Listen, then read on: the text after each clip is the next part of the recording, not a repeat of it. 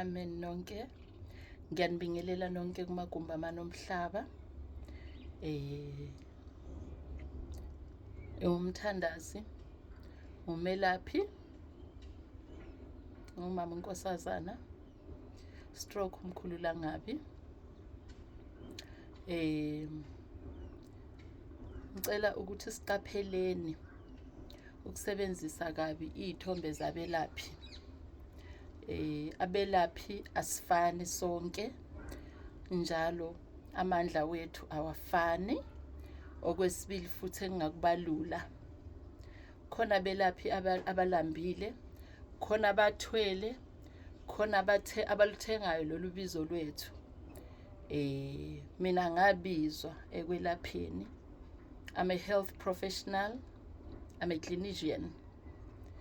Angelaphi manga, angihloleli abantu amanga. Angikaze futhi lokho ngikwenze. Nginabo ubufakazi balokho. Ngiyaphilisa.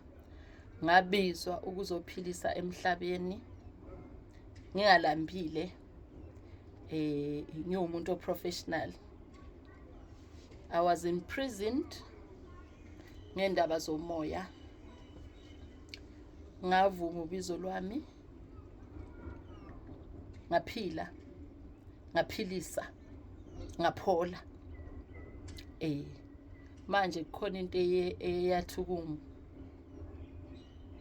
ungihlukumeza kancane. Not kakhulu. Kancane. Ngoba leyo nto leyo yenziwa ukuswela ulwazi.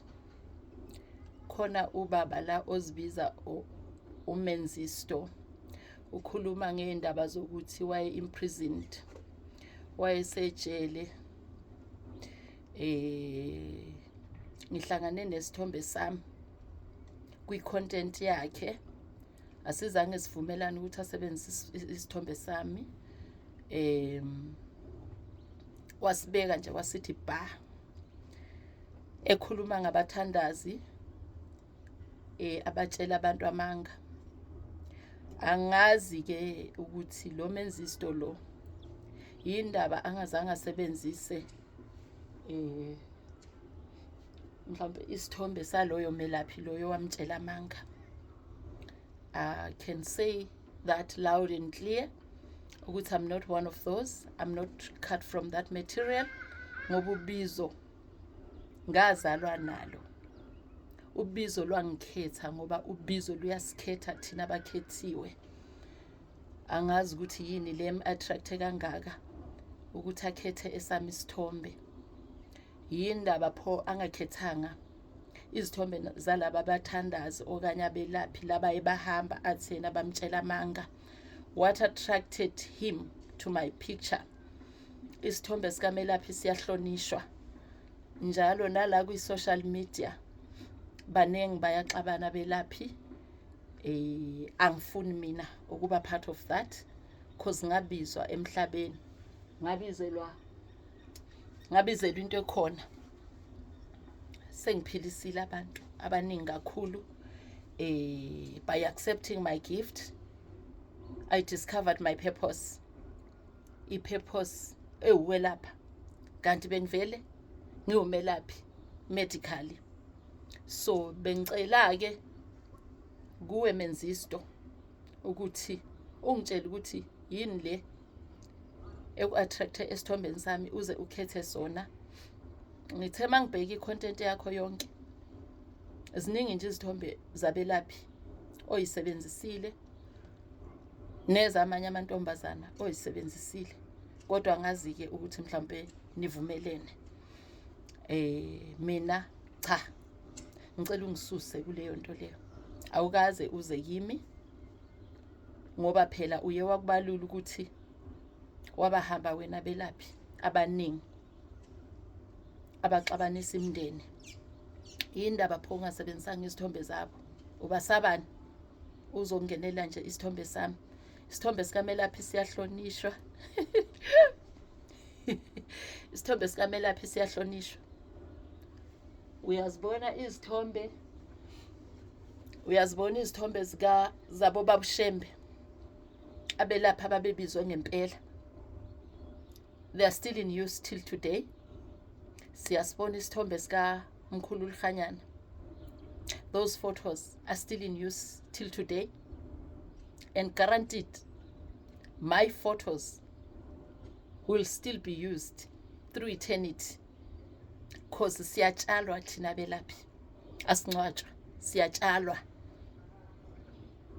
Ake sihlonipheni izithombe zabelaphi, sihloniphe nje izithombe zabelaphi.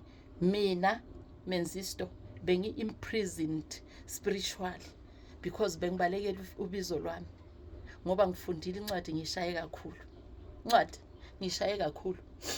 Ubizo lolu lwangithola ngingalambile mina, lwangikhetha. Into kumele uyazi ukuthi ubizo luyamkhetha umuntu, asilukhethi lolu bizo lolu, luyasikhetha lona. So ngicela ke ungisuse mina kuleyo crew yabelaphi ade bekutshela amanga, and ukhulume into engiye ngihlale ngikhuluma ukuthi asingaqhathi imndeni. Mina ngabizelwa uzokwakha, angibaqhathi mina abantu abathandanayo, angiqhathi mina umndeni. Bayeza bazohlola bebaningi la, ngikaze ngiqhathi mina umndeni. I think if you can check in some of my videos, ngike ngakubalula ukuthi akungaxatshaniswa imndeni, akungaxatshaniswa omakhelwane, ukuthi umuntu kuthiwe uloya umakhelwane. Khona abanye abantu abayiloyayo bona self, aziloye nje umuntu yena self, aphikisane nobizo lwakhe, okanye umuntu womndeni okhethiwe aphikisane nobizo lwakhe, bese kumoshakalela wonke umndeni. Ubizo luyaphila baba, ubizo luyaphila. Mina ngizibone ngami luyaphila ubizo, futhi luyaphilisa. Futhi mangabe ulibalekela lolu bizo, impilo ayize ihambe kahle. So ngiyacela ke ukuthi njengoba uthi wena abaprofit owawubahamba banamanga, I'm challenging you. Angikwazi awungazi.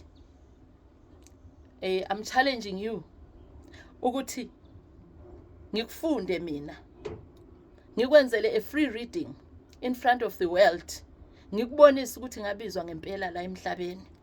Ngiyazithemba. Ngiyazithemba. Nalaba bahambile abanginikeza lolu bizo ngiyabethemba futhi. Mina olwami bizo libuya kuNkulunkulu. Ziningi izinto engiyibonile. Angihlolela iSouth Africa yodwa mina, ngihlolela the whole world. The whole world. I know what will happen in the world before anybody else gets to know. God tells me olwami ubizo lukaNkulunkulu via my ancestors. Indlela ibuzo kwabaphambili. Ngiyabaxolisela ke laba abakutshela amanga, kodwa ngiyacela ukuthi asingapheyintwa ngebrush elilodwa. Thina abanye sabizwa kunzima, kungasabeleki, saze savuma ubizo lwethu, saphila saphilisa. Nami I was once imprisoned, kodwa mina bengi-imprisoned ngokukamoya.